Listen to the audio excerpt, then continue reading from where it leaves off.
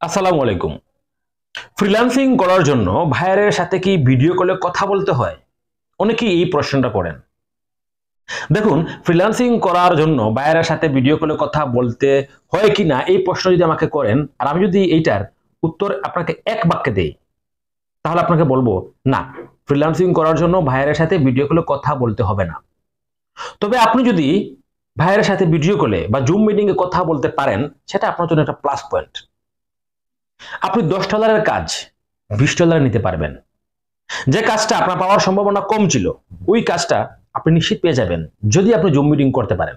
তার মানে এই না যে জুম মিটিং না করতে পারলে, ভিডিও কল না করতে পারলে আপনি ফ্রিল্যান্সিং করতে পারবেন না।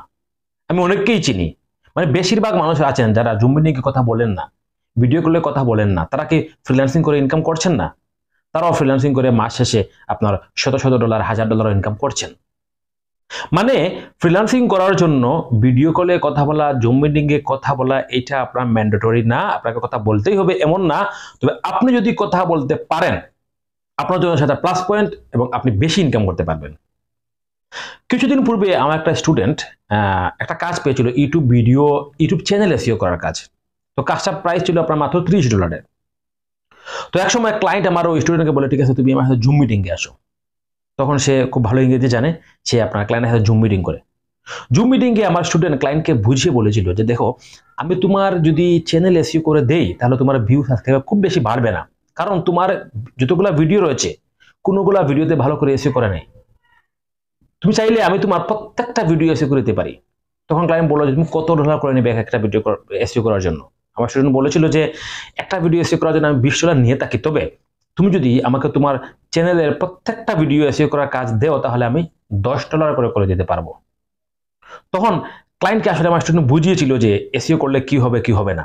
এটা বোঝানোর জন্য ক্লায়েন্ট তাকে তার চ্যানেলের প্রত্যেকটা ভিডিও এসইও করার কাজ দিয়ে দেয়, এবং ওই ক্লায়েন্টের চ্যানেলে 300+ ভিডিও ছিল। এক একটা ভিডিও মূল্য যদি আপনার $10 হয়, 300 ভিডিও মূল্য হচ্ছে আপনার প্রায় $3000। এখন দেখেন, সে কিন্তু কাজ পেয়েছিল মাত্র $30, শুধুমাত্র সে ভালো ইংরেজি জানার জন্য এবং সে ভিডিও করে কথা বলতে পারে, তার এই স্কিলটার জন্যই সে কিন্তু $30 কাজ $3000 পর্যন্ত নিয়েছিল। এখন আশা করি আপনি বুঝতে পেরেছেন যে আপনার ভিডিওগুলো কথা বলার প্রয়োজন আছে কি না। তবে ম্যাক্সিমামরাই ভিডিওগুলো কথা বলে না। ঠিক আছে, ঘাবড়ানোর কোনো কিছু নেই, আপনাকে ভিডিওগুলো কথা বলতে হবে না। যদি ভিডিওগুলো কথা বলতে পারেন, সেটা আপনার জন্য প্লাস পয়েন্ট। আশা করি বুঝাতে পেরেছি। আরো একটা প্রশ্ন অনেকেই আমাকে করেন যে ভাই, আমি তো একজন চাকরিজীবী মানুষ বা আমি চাকরি করি, আমি কি চাকরির পাশাপাশি ফ্রিল্যান্সিং করতে পারবো? এই প্রশ্নের উত্তরে আমি বলবো যে হ্যাঁ, আপনি চাকরির পাশাপাশি ফ্রিল্যান্সিং শিখতে পারবেন। করতে পারবেন কিনা আমি জানি না, আপনি চাকরির পাশাপাশি ফ্রিল্যান্সিংটা শিখতে পারবেন। ফ্রিল্যান্সিং এ আপনার প্রচুর পরিমাণে সময় দিতে হয়। এখন আপনি যদি ফুল টাইম কোথাও চাকরি করেন, এই চাকরির পাশাপাশি আপনি অ্যাকচুয়ালি ফ্রিল্যান্সিং এর কাজ করে আমার মনে হয় না আপনি খুব ভালো কোনো কিছু করতে পারবেন। তবে আপনি যদি একজন চাকরিজীবী হয়ে থাকেন, আমি বলবো এটাই হচ্ছে আপনার ফ্রিল্যান্সিং শিকার উপযুক্ত পরিবেশ, উপযুক্ত পরিস্থিতি। কেন বলছি? কারণ আপনি যদি একেবারেই বেকার হন, তাহলে আপনি একটা ডিপ্রেশনের মধ্যে থাকবেন, আপনার মধ্যে তাড়াহুড়া থাকবে যে আমি কবে ইনকাম করব, কবে ইনকাম করব না। এই ক্ষেত্রে আপনি হয়তো ফ্রিল্যান্সিং থেকে ঝরে পড়ে যেতে পারেন। আর আপনি যদি একজন চাকরিজীবী হন, তাহলে আপনার ইনকাম নিয়ে আপনার খুব একটা মাথা ব্যথা থাকবে না। আপনি চাকরির পাশাপাশি যে সময় পাবেন, ওই সময়টাতেই আপনি ফ্রিল্যান্সিং শিখবেন, ওই সময়টাতেই আপনি প্র্যাকটিস করবেন। এক সময় যখন দেখা যাবে যে না, আপনি খুব ভালোভাবে কাজ শিখে গিয়েছেন, তখন আপনি চাকরির পাশাপাশি টুকটাক কাজ করবেন। যখন আপনি দেখবেন যে না, এখন আমি কাজ করলে মাস শেষে আমি চাকরি করে যে টাকা স্যালারি পাই তার থেকে বেশি টাকা আমি পাবো, বা আমি এই সেক্টরে টিকে থাকতে পারবো। যখন আপনি কাজ শিখে যাবেন, যখন আপনি কাজ করে ইনকাম করবেন, তখন আপনি নিজেই বুঝতে পারবেন যে আপনার ধারা ফ্রিল্যান্সিং হবে কি হবে না।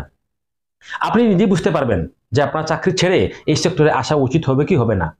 তখন না হয় আপনি যদি বেসরকারি চাকরি করেন বা কম স্যালারি কোনো চাকরি করেন, হ্যাঁ, বা অস্থায়ী কোনো জব করেন, তখন সেটা আপনি ছেড়ে দিয়ে পুরোপুরি ফ্রিল্যান্সিং এ আপনি আসতে পারেন। তবে আপনি চাকরির পাশাপাশি ফ্রিল্যান্সিং শিখতে পারবেন, এবং আমার মনে হয় বেকার অবস্থায় ফ্রিল্যান্সিং শেখার থেকে চাকরি অবস্থায় ফ্রিল্যান্সিং শেখাটাই বেটার। আশা করি আপনার প্রশ্ন উত্তর পেয়েছেন। আসসালামু আলাইকুম।